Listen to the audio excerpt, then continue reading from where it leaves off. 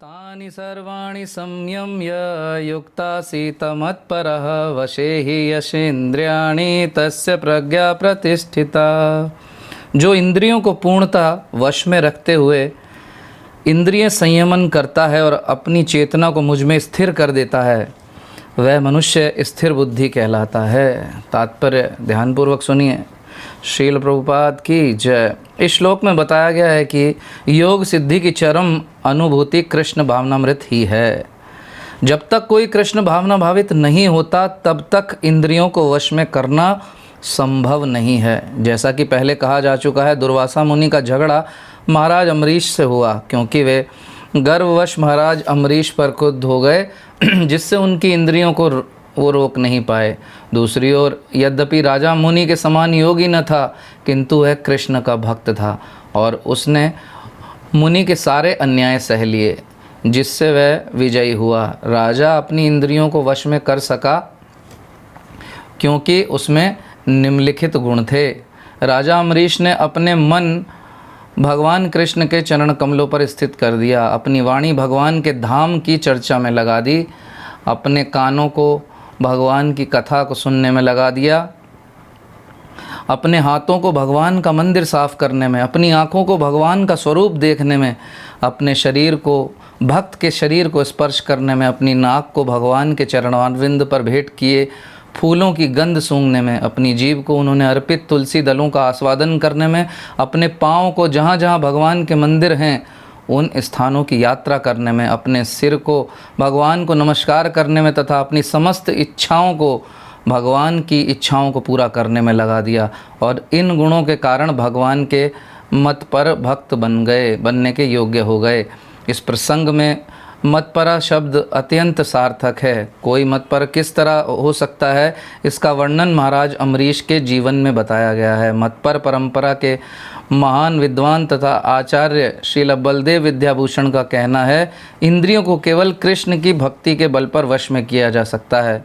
कभी कभी अग्नि का भी उदाहरण दिया जाता है। जिस प्रकार जलती हुई अग्नि कमरे के भीतर की सारी वस्तुओं को जला देती है, उसी प्रकार योगी के हृदय में स्थित भगवान विष्णु सारे मलों को जला देते हैं। योग सूत्र भी विष्णु का ध्यान आवश्यक बताता है, शून्य का नहीं। तथा कथित योगी जो विष्णु पद को छोड़कर अन्य किसी वस्तु का ध्यान करते हैं, वे केवल मर्ग मरीचियों की खोज में व्यर्था ही अपना जीवन और समय गंवाते हैं। हमें कृष्ण भावनामृत होना चाहिए, भगवान के प्रति अनुरक्त होना चाहिए। असली योग का यही उद्देश्य है। हरे कृष्णा। तो देख पाए आप कितना महत्वपूर्ण है ये श्लोक का। ये जो सेशन चल रहा है यहाँ पर भगवान कितनी महत्वपूर्ण बातें बता रहे हैं और प्रभुपाद भी कितनी सुंदरता के साथ एक्सप्लेन कर रहे हैं कि किस तरह से हम अपने जीवन को बदल सकते हैं। अभी जो सेक्शन चल रहा है उसमें अभी बात कर रहे हैं इंद्रियों के विषय में। भगवान सांख्य योग की बात चल रही है कि केवल इंद्रियों को खींच लेने से, विषयों से दूर ले जाने से आपकी इंद्रियां नियंत्रण में आने वाली नहीं हैं। सिर्फ इतना करने से काम नहीं चलेगा। क्या बताया था कि इंद्रियों को भगवान की सेवा में जब तक ना लगाया जाए तो ध्यान योग भी काम नहीं करता। इसका उदाहरण सोबरी मुनि थे और महर्षि विश्वामित्र। कितना लंबे समय तक ध्यान लगा रहे थे, लेकिन उनका ध्यान थोड़ी सी मन की इच्छाओं ने भटका दिया और वो गिर गए। लेकिन इसके विपरीत श्रील हरिदास ठाकुर जो भक्ति में बिल्कुल उन्नत थे, वो उनका पतन नहीं हुआ, बल्कि उनके पास जो भी विषय भोग की चीज़ें चल कर आई थी उन्होंने उनको भी शुद्ध कर दिया। तो ये है भक्ति का प्रभाव। हमें भी भगवान की सेवा में लगना ही पड़ेगा यदि हमें इंद्रियों का संयमन करना है। भगवान कह रहे हैं कि जो इंद्रियों को इंद्रियों के स्वामी की सेवा में लगा देता है, उसकी इंद्रियां नियंत्रित हो जाती हैं। देखिए, समझने की बात है। इंद्रियों का स्वामी जो है, जब उनकी सेवाओं में लग जाएंगी इंद्रियां, तो ये स्वतः ही धीरे धीरे बिना किसी प्रयास के संयम में आ जाएंगे। आपको आश्चर्य होगा, क्या मैं वही इंसान हूँ जो इतनी इच्छाएं हृदय में पाले हुआ था? आज परिस्थितियाँ ऐसी हैं कि मैं उन इच्छाओं की पूर्ति कर सकता हूँ, लेकिन इंद्रियाँ और आपका मन आपको कह देता है नहीं, आवश्यकता नहीं है, नो नीड। तो इंद्रियों को इंद्रियों के स्वामी की सेवा में लगाना है। ऋषिकेन ऋषिकेश सेवनम भक्तिरुच्यते। ऋषिकेन ऋषिकेश सेवनम, उनकी ही जो इंद्रियों के स्वामी हैं उनकी सेवा में लगाना होगा। इंद्रियों को भगवान की सेवा में लगाना ही वास्तव में भक्ति है। जब तक उनकी सेवा में नहीं लगेंगे ये इंद्रियां नियंत्रित नहीं होंगी, बल्कि क्या नुकसान हो सकता है। बहुत लोग कहते हैं ना कि अरे क्या तुम भक्ति में लग गए, लाइफ को एंजॉय करना चाहिए भाई, ये सब क्या है इस उम्र में ये सब। तो एक बड़ा सुंदर उदाहरण प्रभुपाद जी देते हैं कि दो मित्र हैं, एक ने एक से बाइक मांग ली कि भाई मुझे बाइक दे दो। ठीक है, मित्रतावश उसको बाइक दे दी गई। तो वो मित्र जो है रोज़ अपने ऑफिस जा रहा है मांगी हुई बाइक से। अब जिसकी बाइक है वो बेचारा ऑफिस नहीं जा पा रहा। वो बोलता है कि भाई मुझे भी छोड़ दो ऑफिस। नहीं नहीं, मेरा ऑफिस तो दूसरी साइड पड़ता है, मैं लेट हो जाऊंगा, तो मुझे जाना है। तो फिर वो क्या करेगा, वो कहेगा चाबी लाओ, वो बाइक ले जाएगा, बाइक देगा नहीं, क्योंकि जिसकी बाइक थी उस बाइक के द्वारा उसकी सेवा ही नहीं हो रही, तो उससे वो बाइक छीन ली जाती है। ऐसा ही इस प्रकृति का नियम है। इस प्रकृति ने ये शरीर जो हमें प्रदान किया है मनुष्य का, ये हमारी इंद्रियों के स्वामी की सेवा के लिए प्रदान की हैं। और जब ये इंद्रियों के स्वामी की सेवा में नहीं लगती, तो इस शरीर में तो खैर अभी तो मिल गया जितने समय के लिए आप हैं। जब इस शरीर को ये जीव छोड़ देता है, फिर ये प्रकृति, भौतिक प्रकृति उसको मनुष्य शरीर प्रदान नहीं करती, क्योंकि जब प्रकृति देखती है कि ये व्यक्ति, इसने भगवान की सेवा में शरीर को लगाया ही नहीं, ये तो सिर्फ इंद्रिय भोग में लगा हुआ था, तो प्रकृति ऐसा शरीर प्रदान करती है जिसमें इंद्रिय भोग और ज़्यादा किया जा सके। यानी देखती है कि इसकी रुचि जो है इंद्रिय भोग में है, तो फिर उसको क्या बना देती है, उसको ऐसा शरीर दे देती है जहाँ इंद्रिय भोग ज़्यादा कर सके। जिसको भोग विलास की ज़्यादा इच्छा है उसको कबूतर का शरीर दे देंगे, उसको खरगोश का शरीर दे देंगे। इस मनुष्य शरीर की भोग की एक सीमा है, बहुत जल्दी जो है ये ऊब जाता है। लेकिन ऐसे बहुत सारे जीव हैं जिनके शरीर ऐसे हैं जिसमें भोग की बहुत क्षमता है, तो ये प्रकृति ऐसा शरीर फिर प्रदान कर देती है। कितना बड़ा नुकसान है, खतरा है। एक तरफ वो व्यक्ति जिसने अपनी इंद्रियों को भगवान की सेवा में लगा दिया, जिसे हम लोग मूर्ख कहते हैं, समाज मूर्ख कहता है, अरे देखो कहाँ भक्ति में लगे हैं, जब देखो तो हरे कृष्णा करते रहते हैं, बेवकूफ़ लोग हैं। लेकिन वो ये नहीं जानते कि बेवकूफ़ ये नहीं है, बेवकूफ़ वो खुद हैं, क्योंकि इस शरीर को त्याग करने के बाद उन्हें निम्न योनि में जाना पड़ेगा। वहीं जो भक्त है उसकी इंद्रियां नियंत्रित हो जाती हैं, और क्योंकि वो भगवान की सेवा में लगा है, ज़्यादा फोकस वो इंद्रियों के संयमन पे नहीं करता, भगवान की सेवा में करता है। इंद्रियां स्वतः संयम में आ जाती हैं और इस शरीर को छोड़ने के बाद उसका प्रमोशन होता है, फिर वो जीव उच्च लोकों को जाता है। तो ये बहुत महत्वपूर्ण बात है समझने की। भक्त लोग कभी कभी इधर उधर के रिश्तेदारों की बातों में फंस जाते हैं, आ जाते हैं। जब वो कह रहे हैं तुम लोग मूर्ख, होने लगता है वास्तव में कि हाँ ये तो सही कह रहा है, ये तो सब इतना एंजॉय कर रहे हैं, हम एंजॉय नहीं कर पा रहे, हम तो मूर्ख हैं, हम फंस गए, कहाँ चक्कर में लग गए। लेकिन नहीं, ये शास्त्र जो है इस बात को बिल्कुल क्लियर बताते हैं कि जब व्यक्ति भक्ति में लग जाता है तो उसका कोई हानि नहीं है, उसको नुकसान नहीं है, अपितु महान भय से उसकी रक्षा होती है, जो कि स्वयं भगवान उसकी रक्षा करते हैं। ये भौतिक प्रकृति उसकी रक्षा करती है। तो देखिए, हमारे जो शरीर में इंद्रियां प्रदान की गई हैं, ये तो सदैव क्या है, जब तक भक्ति में नहीं लगते हमेशा शोर करती रहती हैं, अपने विषयों की ओर हमें जाने के लिए प्रेरित करती रहती हैं। और हम जब भक्ति में आते हैं इसे कंट्रोल करने का प्रयास करते हैं धीरे धीरे, लेकिन ये मानती नहीं है कि आजकल क्या है, कलयुग है, इतना सारा अट्रैक्शन है चारों तरफ, है कि नहीं। ये मानती नहीं, शोर मचा रखा है इन्होंने। प्रभुपाद जी कहते हैं कि जब जिस प्रकार एक बच्चा होता है छोटा सा, वो घर में क्या करता है, बहुत सारी चीज़ें शोर करता रहेगा, इच्छा करता रहेगा, मम्मी ये दो, मम्मी वो चाहिए। मम्मी भी परेशान हो जाती है कि नहीं नहीं बैठा रहे शांति से।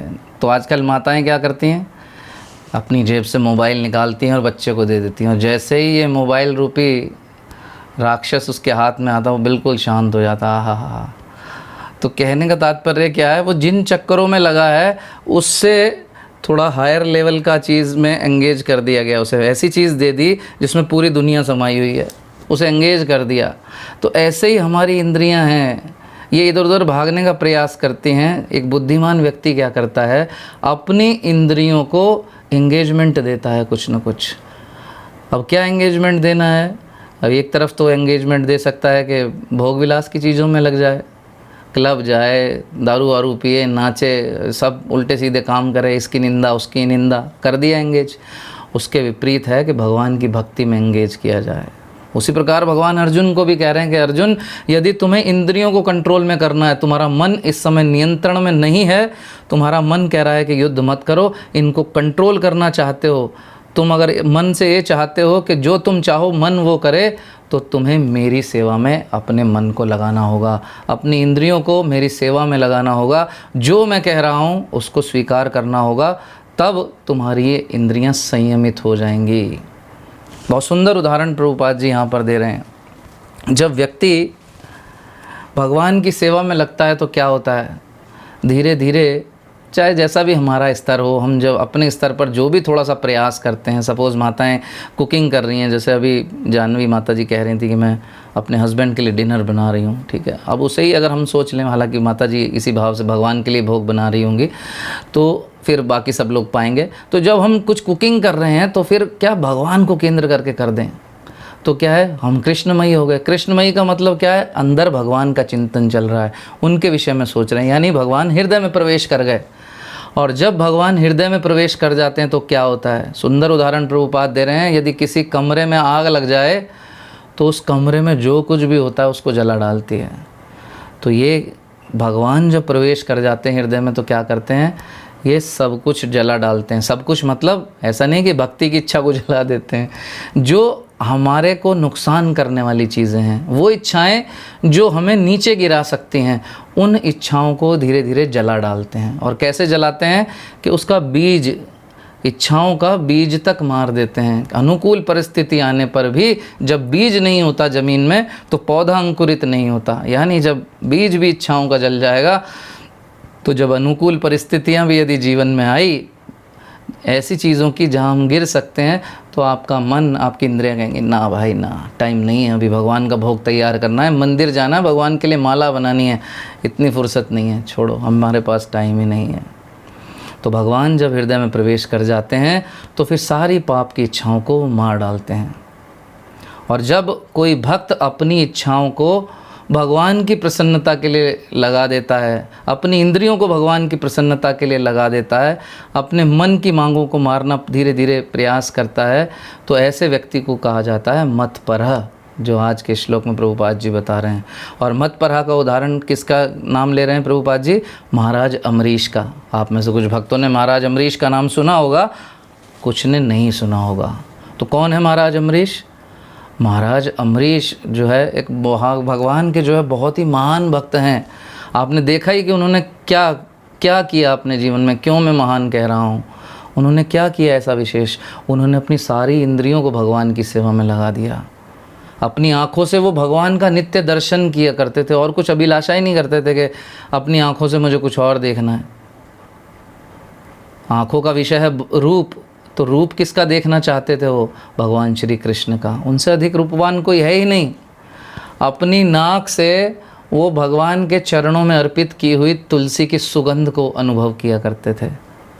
अपने कानों से भगवान की कथाओं को, भगवान के कीर्तन को सुनने का आनंद लेते थे। अपनी जीवा से भगवान को भोग लगाए हुए प्रसाद का स्वाद लेते थे, तुलसी दल को ग्रहण करते थे, उसका स्वाद लेते थे। और अपने मुंह से भगवान का कीर्तन किया करते थे। अपने सिर को भगवान के चरणों में प्रणाम करने के लिए लगाते थे। अपने हाथों से भगवान के मंदिर को साफ़ करने के लिए जो है वो लगाते थे अपने हाथों को। अपने पाँव से भगवान के जहाँ जहाँ भी मंदिर हैं वहाँ जाने के लिए पैरों का प्रयोग किया करते थे। और अपने संपूर्ण शरीर से भगवान को दंडवत प्रणाम किया करते थे। तो इस प्रकार महाराज अम्बरीश ने अपनी सारी इंद्रियों को भगवान की सेवा में लगा दिया। देखिए, तो जब कोई व्यक्ति अपनी सारी इंद्रियों को भगवान की सेवा में लगा देता है तो वह मतपरह बन जाता है, महाराज अम्बरीश की भांति। और उसकी शक्ति कितनी बढ़ जाती है। एक तरफ महाराज अम्बरीश हैं और दूसरी तरफ है महर्षि दुर्वासा, अतुलनीय शक्तियों के मालिक। उनको पास महान महर्षि हैं, बहुत शक्ति है उनके पास तपोबल की।